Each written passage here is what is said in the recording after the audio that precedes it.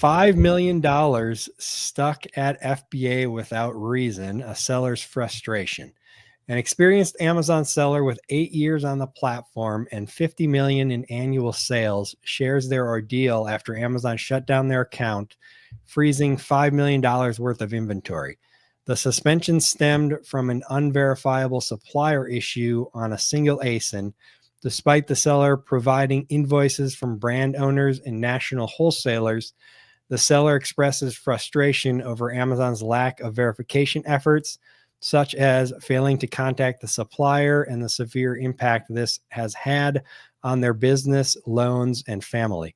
This situation highlights the need for Amazon to apply more context and accountability when taking such drastic actions against long-term compliant sellers.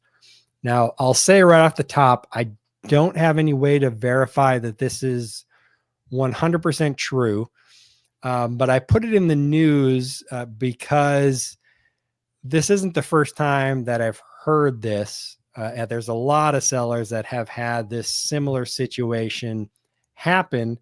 And I've also heard a lot of times that Amazon wants to verify suppliers and you give them all the paperwork and everything they want, and they never actually call the supplier to verify that if it's real, and they either don't bring the ASIN back up or they don't bring your account back up. They keep it suspended. We're definitely looking at one side of the story here. And I feel like there's still a lot of questions of like, okay, like what type of product was this?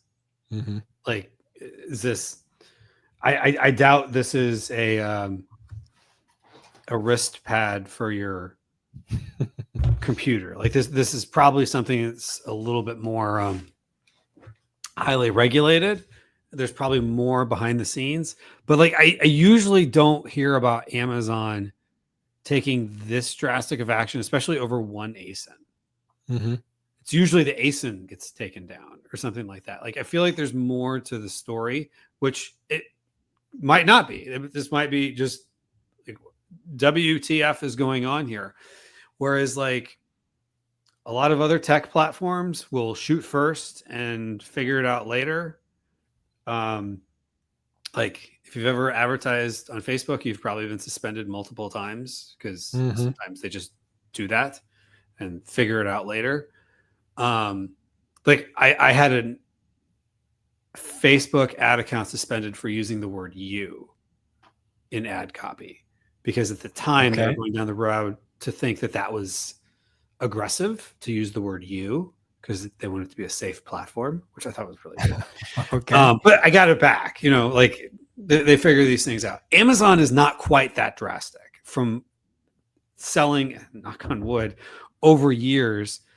Like I'm curious, like what else happened here and what is the one ASIN, because that's horrible. Like I hate to hear the story in general that this person has $5 million in inventory and all his loans and whatnot.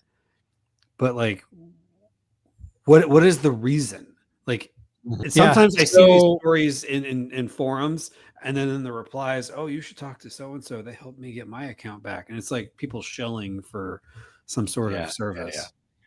Yeah. So what I've seen in the past with situations like this and what Amazon is really cracking down on right now is selling, basically fencing stolen products, selling stolen products. So we had a story last week, I believe it was as well, about a company where 3 truckloads of their product were stolen. And then they started popping up from third-party sellers at half the price during Christmas. And so it was just destroying their business because of this. Now, these third-party sellers didn't necessarily know they were selling a stolen product, right? But they were buying from unverifiable sources. And so that's what Amazon is cracking down on or trying to. And so they've been taking down accounts. It very well could be for that little mouse pad there.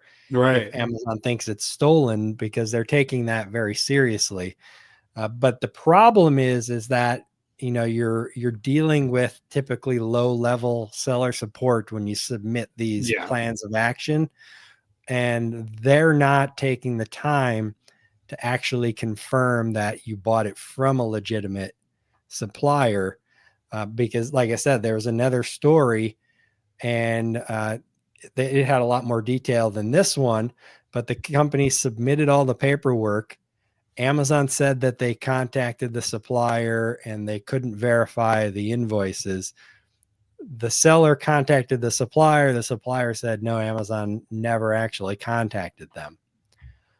So there's a lot of situations like that. A lot of times it's correct. I had a coaching call with someone who bought these products on Telegram. Don't buy from your supplier on Telegram or WhatsApp or any of that. There's no legitimate supplier using those platforms. But he got his account taken down because he was legitimately probably selling stolen goods. He didn't think he was. He thought he was selling a legitimate product. They seem so nice. He was naive. You know, I'm getting this $50 product for $3. This is awesome. You know, kind of thing. So you just got to be careful with that kind of stuff for sure. And then, unfortunately, Amazon doesn't have the best seller support system to handle when they take down accounts incorrectly or ASINs incorrectly and things like that. And it can take a lot longer than it should. Yeah, I do hope that they get this back. You know, just looking at this, saying it's all based on one ASIN, unverifiable supplier, and maybe Amazon is worried about something with that particular product, or you know, is it an inauthentic claim? You know, a counterfeit claim that they just didn't mention. That would be my guess. If they're trying to verify suppliers, they probably think it's a counterfeit product or a stolen product of some kind. Because otherwise, they typically don't try to verify suppliers. They usually just ask for an invoice and then accept it or reject it. But if they're specifically trying to verify the supplier, then it's probably they think it's stolen goods or something like that. Got it. Well, I hope this person gets their account back. That sounds awful, you know, especially if it's one particular thing.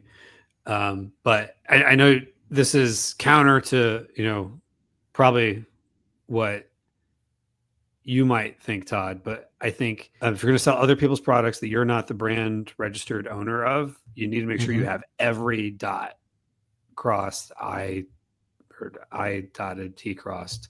Is that a fair statement? Because it seems like reselling products has gotten harder over the years. Yeah. Yeah, I would agree. I mean, we keep all of our invoices. I always make sure the suppliers that we buy from are legitimate. You know, before we're making purchases, I'm looking into them, you know, checking their address, make sure it's an actual warehouse, check them out on the Better Business Bureau, check them out on the local state business registration. You know, give them a call on the phone, make sure somebody answers the phone and they sound like it's a business. You know, if you're calling a distributor that claims to have all these products and you call them and they're like, hello, who's this? That's not how a business answers the phone typically. Now, occasionally you'll get some small mom and pop companies that will answer the phone like that and they're still legitimate. But there's lots of ways to verify them.